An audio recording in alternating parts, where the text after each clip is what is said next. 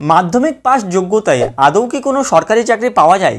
আমাদের অনেকেরই জানা নেই যে মাধ্যমিক পাসেও বেশ কিছু সরকারি চাকরি রয়েছে যেগুলো উচ্চ বেতনের চাকরি তথা সমাজে ওয়েল রেসপেক্টেড। স্টেট ও সেন্ট্রাল এই দুটি লেভেলে 10th পাস যোগ্যতায় অনেক চাকরির লিস্ট রয়েছে। এই ভিডিওতে আমরা সেন্ট্রাল গভর্নমেন্টের সেরা 5টি চাকরি নিয়ে আলোচনা করব যা মাধ্যমিক যোগ্যতায় আপনি অ্যাপ্লাই করতে পারবেন। এর মধ্যে 5 নম্বর চাকরির যে ফ্যাসিলিটি সেটা বাকিদের তুলনায় অনেকটাই বেশি। তো দেরি না করে শুরু করা যাক।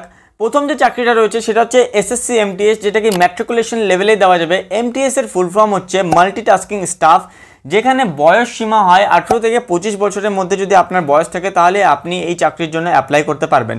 এক্সাম প্যাটার্নের কথা বললে এখানে math, reasoning, general awareness, English language and comprehension এই সমস্ত সাবজেক্ট ধরা হয়।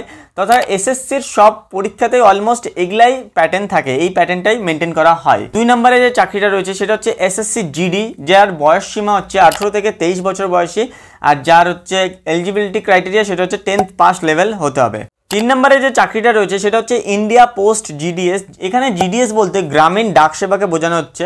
10th ও 12 পাস লেভেলে 18 থেকে 40 বছর বয়সের মধ্যে বিভিন্ন পোস্টে এরা নেয়, যেখানে হচ্ছে গ্রামীণ ডাক সেবা ইন্ডিয়া পোস্ট এই ডিপার্টমেন্টের নাম। 4 নম্বরে আমাদের রয়েছে ডিফেন্স সেক্টর, যেখানে 10th পাস লেভেলে মাল্টিটাস্কিং জব হিসেবে বিভিন্ন ডিপার্টমেন্টে নেওয়া হয় ডিফেন্সের, যেমন কি electrician, painters, tailors, cook, washerman, engine filters etcetera. 5 নম্বরে যে ডিপার্টমেন্টটা আছে সেটা সবচেয়ে বেশি ফ্যাসিলিটি দেয় যে কোনো চাকরির থেকে তুলনামূলকভাবে, সেটা হচ্ছে আমাদের রেলওয়ে। রেলওয়েতে অনেক কিছু জব আছে, যেমন কি 10th পাস লেভেলে তুমি RRB, train clerk, commercial clerk, 2 নম্বরে টিকিট কালেক্টর বা AC clerk, typist, loco pilot, RPF constable, junior clerk, typist ইত্যাদি রকমের বিভিন্ন রকমের চাকরি আছে। কিন্তু রেলওয়েতে বিগত কিছু বছর থেকে ভ্যাকেন্সি একটু কম বেরোচ্ছে, কিন্তু আশা করা যাচ্ছে এই বছর রেলওয়েতে ধামাকাদার ভ্যাকেন্সি বেরোবে। তো আপডেট থাকতে, আমাদের সাথে যুক্ত থাকতে এখনই চ্যানেলটাকে সাবস্ক্রাইব করে রাখতে পারো।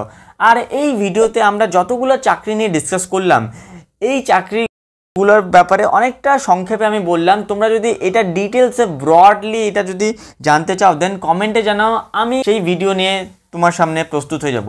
এই সব চাকরিগুলো তো ঠিকই আছে, কিন্তু তুমি যদি এইচএস পাস করে থাকো তাহলে তোমার আরও উঁচু লেভেলের চাকরির ব্যাপারে জানা উচিত। তুমি যদি এই বিষয়ে জানতে ইচ্ছুক হও তাহলে তোমার স্ক্রিনে যে ভিডিওটা শো হচ্ছে সেটিতে ক্লিক করো, তোমার সাথে সেখানেই দেখা হচ্ছে।